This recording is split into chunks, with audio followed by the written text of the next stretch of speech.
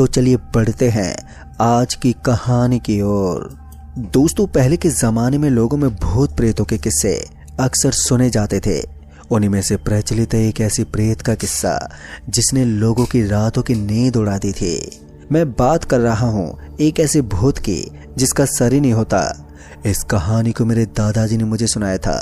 तो चलिए बढ़ते हैं आज की एक और दिल दहला देने वाली कहानी की ओर। दोस्तों, इस कहानी को फील करने के लिए आप अपने कान में हेडफोन लगा लीजिए। मेरा नाम शत्रुघ्न है और मैं उत्तर प्रदेश के एक छोटे से गांव का निवासी हूं। तो चलिए चलते हैं आज से तकरीबन 40 साल पहले के दौर में, सन 1983, जब मैं 14 साल का था और मेरी कुछ ही दिनों में अब शादी भी होने वाली थी। मेरे घर में मेरे 2 बड़े भाई, मेरे पिताजी और दादा दादी और मेरी माँ भी थी। उस वक्त छोटे छोटे गाँव में अलग अलग टोला हुआ करता था, जैसे कि आजकल शहरों में कॉलोनी हुआ करती है। मेरे पूरे टोले में कुल 8 घर थे और हम एक परिवार की तरह ही रहा करते हैं। मैं अपने टोले में सबसे छोटा लड़का हूँ। मेरे बाद अब किसी और की शादी नहीं होनी थी, क्योंकि मैं ही एक आखिरी लड़का अपने टोले में बचा था जो कि कुंवारा था। मेरे शादी को लेकर मेरे टोले में खुशी का माहौल छाया हुआ था। अब कुछ ही दिन मेरी शादी को भी बचे थे, तो मेरी शादी की सारी तैयारियां हो रही थी और अब 2 दिन बाद ही मेरी हल्दी की रस्म भी थी। फिर अगली सुबह जब मेरी नींद खुली तो मैंने देखा कि मेरे आस पड़ोस के लोग डरे हुए गांव के किनारे एक घर की ओर भाग रहे थे। तो मैं उनके पीछे जाने के लिए दौड़ पड़ा। मैंने उन्हीं में से एक आदमी से पूछा, अरे क्या हुआ चाचा, आप उधर कहाँ जा रहे हो? क्या कोई बात हो गई क्या? उस आदमी ने मुझे जवाब देते हुए कहा, अरे वो सुनील नहीं थे, उन्हीं की अचानक से रात में मौत हो गई। अब उस आदमी की बात सुनकर मैं एकदम से हैरान हो गया, क्योंकि वो जिसकी मृत्यु की बात कह रहे थे वो एकदम जवान आदमी था, जिनके अभी 2 छोटे छोटे बच्चे थे। अब ये सुनकर मैं भी उनके घर की ओर दौड़ने लगा और जैसे मैं उनके घर पर पहुंचा तो लगभग पूरे गांव के लोग उनके घर के बाहर जमा हो गए थे। मैंने कुछ लोगों को आपस में बातें करते हुए सुना कि सुनील तो एकदम हट्टा कट्टा जवान लड़का था, फिर अचानक इसकी मृत्यु कैसे हो गई। डॉक्टर को भी सुनील चाचा की मृत्यु का कारण समझ में नहीं आ रहा था। सुबह 10 बजे तक गांव के लोगों ने सुनील चाचा के देह को शमशान घाट पर अग्नि दे दी। खैर, शाम तक सुनील चाचा के घर के लोगों को गांव के लोगों ने तसल्ली देते हुए बहुत समझाया। यूं अचानक से किसी की मृत्यु अगर हो जाए और वो भी उस इंसान की जो एकदम तंदुरुस्त हो, तो ये एक चिंता का विषय ही बन जाती है। शाम का वक्त था। उस वक्त मैं अपने घर पे था और मेरे घर वाले भी सुनील चाचा की मृत्यु से पूरी तरह से उदास थे। खैर, होने को कौन टाल सकता है, यही सोचकर सब एक दूसरे को तसल्ली दे रहे थे। बड़ी मुश्किल से मेरी ये रात कटी, क्योंकि 2 दिन के बाद ही मेरी हल्दी की रस्म थी और उसके 1 दिन बाद ही शादी, और मेरे गांव में ये हादसा हो गया। फिर अगली सुबह जब मेरी नींद खुली तो मेरे घर वालों ने मुझे जब तक मेरी शादी नहीं हो जाती तब तक कहीं अकेले जाने से सख्त मना कर दिया। और जब मैंने इसकी वजह पूछी तो मेरे बड़े बूढ़ों ने बताया कि नए वर को कहीं अकेले नहीं जाना चाहिए, क्योंकि इस वक्त बुरी शक्तियाँ ऐसे ही नए जोड़े के शिकार की तलाश में रहती है, क्योंकि बुरी शक्तियाँ किसी का घर बसता नहीं देख सकती। इसलिए तुम अपने बड़े भाइयों के साथ रहो। मैं थोड़ा हैरान था, क्योंकि मैं अपनी जिंदगी में पहली बार ऐसा अनुभव कर रहा था। उस वक्त गांव में घटने वाली छोटी छोटी घटनाओं को भी बड़ी गंभीरता से लिया जाता था, लेकिन घटना छोटी हो या बड़ी, पूरा गांव एक दूसरे की मदद के लिए एकजुट हो जाया करते थे। पूरे दिन मैं घर में ही रहा। शाम के वक्त मेरे बाबा बाजार जाने के लिए पैदल ही निकल पड़े, क्योंकि उस वक्त मेरे घर में साइकिल भी नहीं थी और मैं अपने घर की तैयारियों में व्यस्त हो गया और कब घंटों बीत गए मुझे पता ही नहीं चला। तभी मेरी दादी ने मुझसे कहा, बाबू तुम्हारे बाबा अभी तक घर नहीं लौटे। मेरी दादी की बात सुनकर सब थोड़े चिंतित हो गए, क्योंकि अभी अभी एक मामला सामने आया था और रात भी काफ़ी हो चली थी। अब मैं और मेरे बड़े भैया हाथ में लालटेन लेकर अपने बाबा को ढूंढने चले गए। मेरे गांव के बगल में ही बाजार लगता था। जब हम उस बाजार में पहुंचे तो हमने पूरा बाजार ही छान मारा, लेकिन मेरे बाबा कहीं नहीं दिखे। और फिर जब हमने कुछ दुकानदारों से पूछताछ की तो उन्होंने बताया कि वो तो कब के निकल चुके हैं। रात के अंधेरे में मेरे बाबा पूरे बाजार में हमें कहीं नहीं मिले। हम हताश होकर घर की ओर लौटने लगे कि तभी मेरे बड़े भैया ने मुझसे कहा, चलो हम उस पुराने रास्ते से घर की ओर चलते हैं, क्या पता हमारे बाबा वहां दिख जाएं। भैया के ये कहते ही हम उस पुराने रास्ते की तरफ बढ़ गए। अभी हम वहां पर पहुंचे ही थे कि हमें दूर से ही लालटेन की रोशनी में एक आदमी सफेद कुर्ते में उस कच्ची सड़क के किनारे बेहोश पड़ा दिखा। हम दौड़ के उस आदमी के पास गए तो वो और कोई नहीं बल्कि मेरे बाबा ही थे, जो कि बेहोशी की हालत में जमीन पर पड़े हुए थे। हमने उन्हें जल्दी से उठाया और घर लेकर आ गए। हमने बहुत ही कोशिश की लेकिन वो होश में नहीं आ रहे थे। पर उस वक्त सबसे बड़ी मुसीबत ये थी कि एक ही डॉक्टर 10 गांव को देखा करता था, जिस वजह से गांव में डॉक्टर मिल पाना बहुत ही मुश्किल काम था। फिर इसी दौरान हमने अपने बाबा को बिस्तर पर लिटा दिया और हम सब उनके बगल में ही बैठे उनके होश में आने का इंतजार करने लगे। मेरी दादी मेरे बाबा की हालत देखकर बुरी तरह से रोने लगी थी, लेकिन सब ने उन्हें समझाया कि इन्हें कुछ नहीं हुआ है। और जैसे आधी रात हुई कि अचानक मेरे बाबा का पूरा शरीर एकदम से अकड़ने लगा। उनके शरीर की हड्डियों की चरचराहट साफ साफ सुनाई दे रही थी। उनके चेहरे पर डर का भाव एकदम से उभरने लगा। हम उनकी यह हालत देखकर बहुत ही बुरी तरह से डर गए। हम सब उनके शरीर को झकझोरने लगे, लेकिन लाख कोशिश करने के बावजूद भी वो होश में नहीं आ रहे थे कि तभी मेरी दादी ने कहा, मेरे महाराज जी को जल्दी बुलाओ, ये बुरी शक्ति का साया है। क्योंकि मेरी दादी के महाराज जी एक बहुत ही बड़े साधु थे और गांव वालों का मानना है कि ईश्वर की कृपा साक्षात उनके ऊपर विराजमान है और वो जो कुछ भी किसी इंसान के बारे में बता देते हैं वो सत्य ही होता है। इनके द्वारा की गई भविष्यवाणी गलत हो ही नहीं सकती। मैं और मेरे 2 बड़े भाई लालटेन लेकर इनकी कुटिया की ओर निकल पड़े। वो साधु गांव के किनारे एक छोटी सी कुटिया में रहते थे। हम उनके पास पहुंचे तो एक बरगद के पेड़ के नीचे वो ध्यान अवस्था में बैठे हुए थे। इससे पहले कि हम उनसे कुछ कहते कि वो तुरंत ही उठ खड़े हुए और हमारे घर की ओर एक कमंडल के साथ तेज कदमों के साथ बढ़ने लगे और हम उनके पीछे पीछे जाने लगे।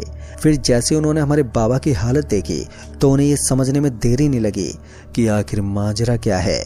उन्होंने तुरंत ही अपने कमंडल से गंगा जल निकाला और एकदम से मेरे बाबा के शरीर पर कुछ मंत्र उच्चारण करके फेंका और मेरे बाबा का शरीर एकदम से शांत हो गया। तभी उन साधु महाराज ने चेतावनी देते हुए कहा कि इस गांव में एक बहुत ही बड़ा संकट आने वाला है, क्योंकि भूतकाल में किए गए उस दुष्कर्म का फल हर कोई भुगतने वाला है। और ऐसा कहकर वो साधु महाराज जी वहां से चले गए।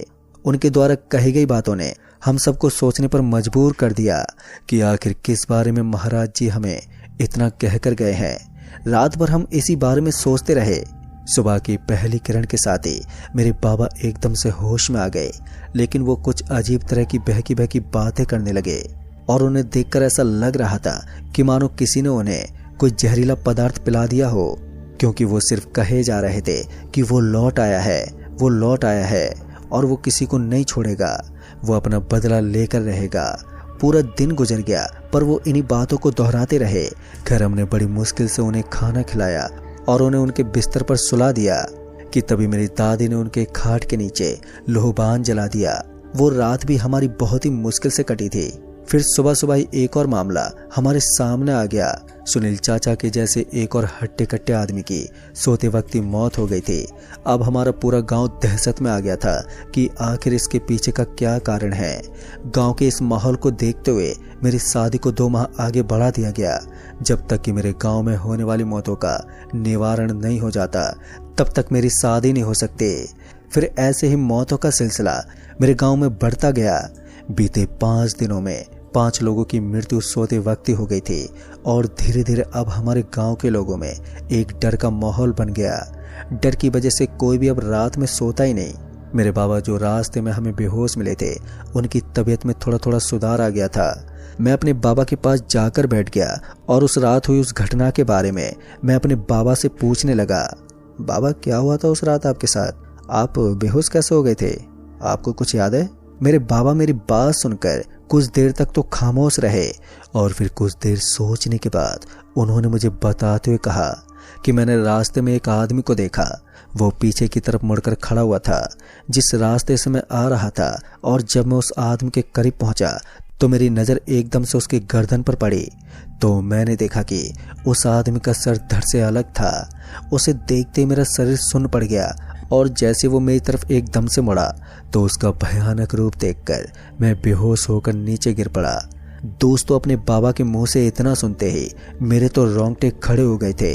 तभी दोस्तों मैंने अपने बाबा से पूछा कि वो आदमी कौन था।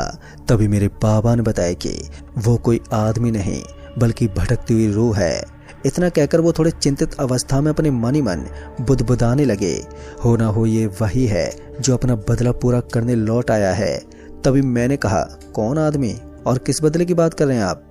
मेरी बात सुनकर मेरे बाबा ने बीते पिछले घटनाओं के बारे में मुझे बताते हुए कहा कि एक आदमी बहुत ही धन कमाकर अपने घर लौट रहा था, लेकिन वो भूले भटके हमारे गांव में आ गया।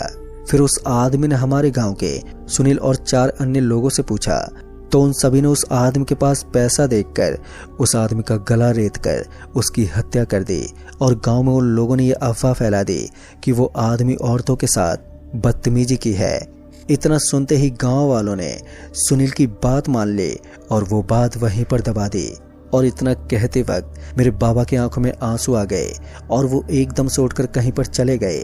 और जैसे अब आधी रात होती, रात के अंधेरे में वो सिरकटा भूत अब गांव के लोगों को अपना शिकार बनाने लगा। मेरे गांव के लोग इतना दहशत में आ गए थे कि अब हम सब लोग एकजुट होकर रात भर आग जलाकर बैठे रहते। इस संकट के पीछे के रहस्य को अब एक ही इंसान उजागर कर सकता था और वो इंसान था मेरे गांव के किनारे पर बसे वो महाराज जी। और सुबह होते ही आखिरकार पूरे गांव वालों ने इन मौतों के होने के पीछे का कारण जानना चाहा। और अब हमारे गांव के सभी गांव वाले उन्हीं महाराज जी के चरणों में जाकर गिर गए, जो मेरे गांव के किनारे एक छोटी सी कुटिया में रहा करते थे। पर सभी गांव वालों का उन बाबा से केवल एक ही सवाल था कि इस समस्या का निवारण क्या है। उन बाबा ने ध्यान में बैठे पूरे गांव वालों से कहा कि ये तुम्हारी करने की देन है। याद करो, आज से 5 साल पहले एक आदमी इस गांव में रास्ता भटककर यहाँ पर चला आया था। इसी गांव के उन 5 लोगों ने उसे लूटकर मार डाला और गांव में झूठी अफवाह फैला दी। पर अब उस आदमी की आत्मा जाग उठी है और गांव के एक एक लोगों से अपना प्रतिशोध लेना चाहती है। दोस्तों, उनके मुंह से इतना सुनते ही पूरे गांव वालों को अपनी गलती पर शर्मिंदगी होने लगी और सिर झुकाए उन बाबा से इस समस्या का कोई हल पूछने लगे। कुछ समय तक तो वो बाबा ध्यान में रहे और फिर उन्होंने एकदम से कहा कि उस आदमी की रूह ने उन 5 लोगों को मारकर अपना बदला पूरा कर लिया है। अब पूरे गांव वाले काली माता के स्थान पर जाके उस आदमी की आत्मा की शांति के लिए प्रार्थना करो, तब जाकर कहीं ये पूरा गांव पहले की तरह कुशल हो जाएगा। फिर अगली सुबह मेरे गांव के सभी लोग काली माता के स्थान पर जा पहुंचे। महाराज जी हवन कर रहे थे कि तभी लोगों की भीड़ से मेरे बाबा एकदम से सामने आ गए और काली माता के सामने अपना सिर पटकते हुए रोने लगे और गांव वालों से रोते हुए कहने लगे, क्या गलती थी मेरी जो उन लोगों ने मुझे मार दिया। तभी उस साधु महाराज ने बताया कि मेरे बाबा के माध्यम से ही उस आदमी की आत्मा ने अपना प्रतिशोध पूरा किया है। गांव के सभी लोग नतमस्तक होकर अपनी गलती की क्षमा मांगने लगे और फिर एकदम से मेरे बाबा जमीन पर बेजान गिर पड़े। महाराज जी ने बताया कि उस आदमी की आत्मा ने गांव वालों को क्षमा कर दिया है और कुछ दिनों के बाद मेरे बाबा एकदम स्वस्थ हो गए और एक बार फिर मेरे गांव में खुशियों की लहर दौड़ उठी। दोस्तों, इस तरह से ये घटना मेरे जीवन की एक यादगार पल बन गई। इस वक्त मेरी उम्र 54 साल की है, लेकिन आज भी मैं इस किस्से को याद करता हूँ तो मेरे रोंगटे खड़े हो जाते हैं। तो दोस्तों, इस कहानी में बस इतना ही। कहानी आपको पसंद आई हो तो वीडियो को लाइक शेयर कमेंट जरूर कर दें। तो मैं जल्दी मिलूंगा ऐसी एक और खौफनाक डरावनी कहानी के साथ। तब तक के लिए बाय एंड टेक केयर।